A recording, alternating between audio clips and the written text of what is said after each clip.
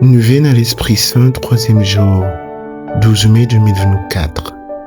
Recherchez ce qui peut refonder les chemins de l'amitié sociale en incluant les plus pauvres.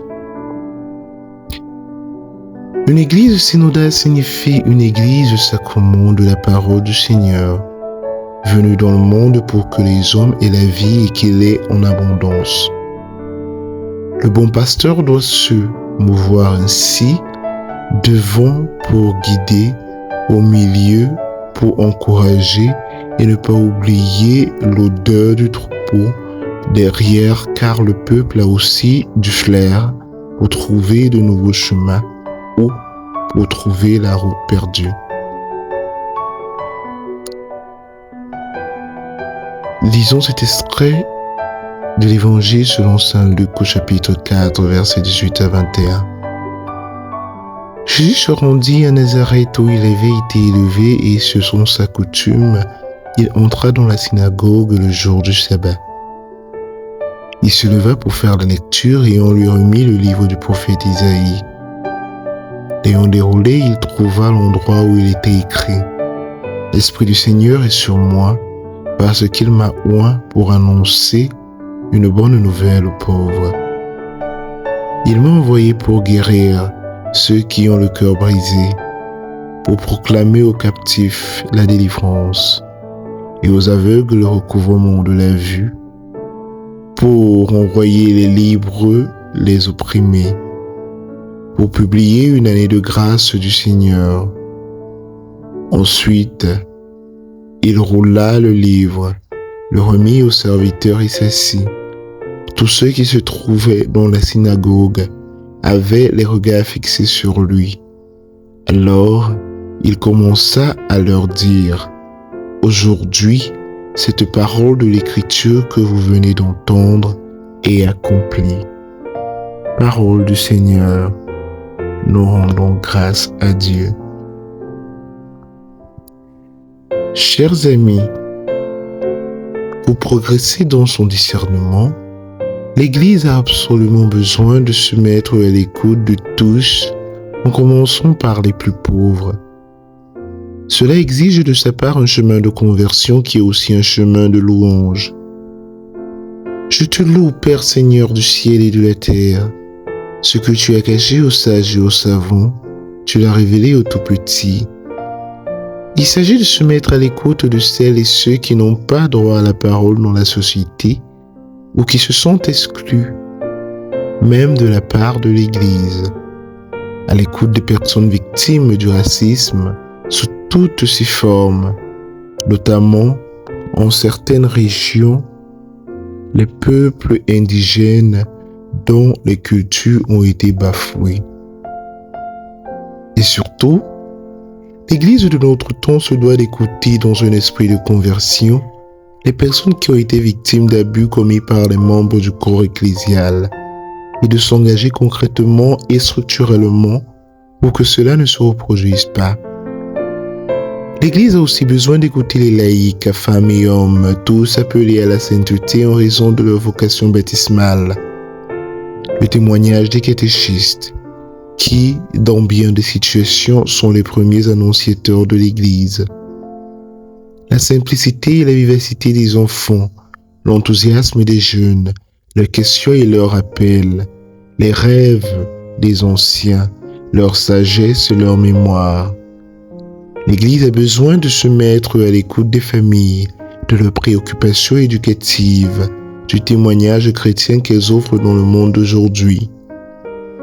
Elle a besoin d'accueillir la parole de celles et ceux qui souhaitent s'engager dans des ministères laïques ou dans les instances participatives de discernement et de décision.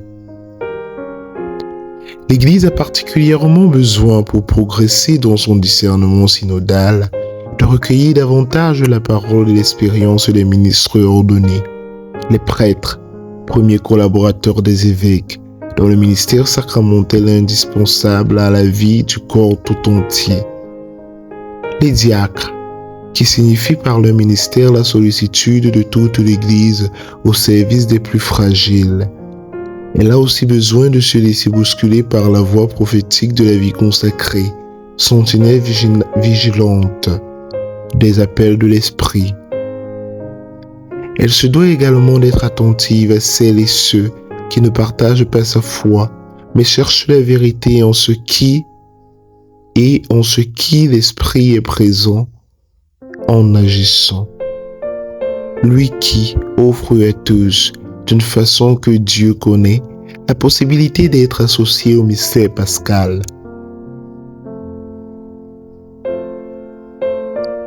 Le monde dans lequel nous vivons et que nous sommes appelés à aimer et à servir, même dans ses contradictions, exige de l'Église le renforcement des synergies dans tous les domaines de sa mission. C'est précisément le chemin de la synodalité que Dieu attend de l'Église du 3e millénaire. N'ayons pas peur de répondre à cet appel. La Vierge Marie, première en chemin, accompagne notre pèlerinage. Dans les joies et les peines, elle nous montre son Fils et nous invite à la confiance. C'est lui, Jésus, notre unique espérance.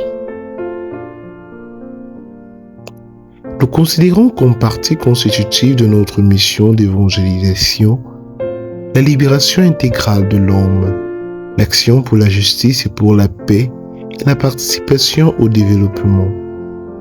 Nous devons de ce fait nous faire les avocats, les soutiens et les défenseurs des pauvres et des petits contre tous ceux qui les oppriment.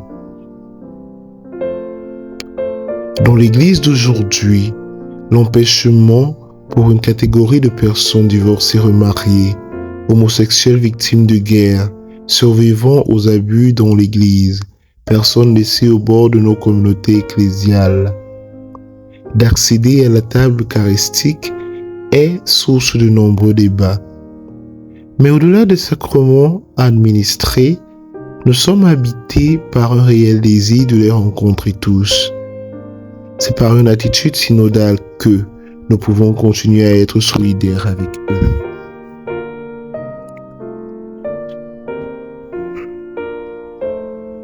Prions le Seigneur.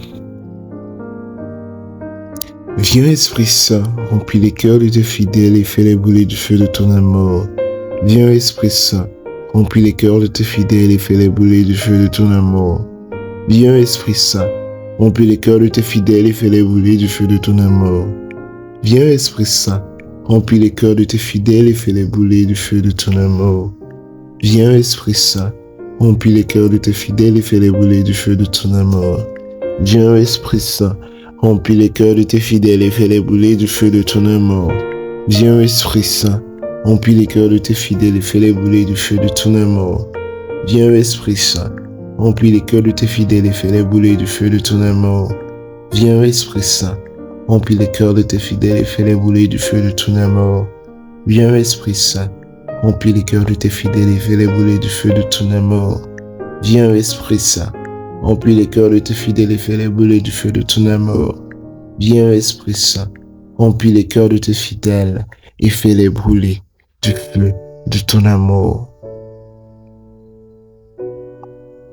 Envoie ton esprit et tout sera créé, et tu renouvelleras la face de la terre.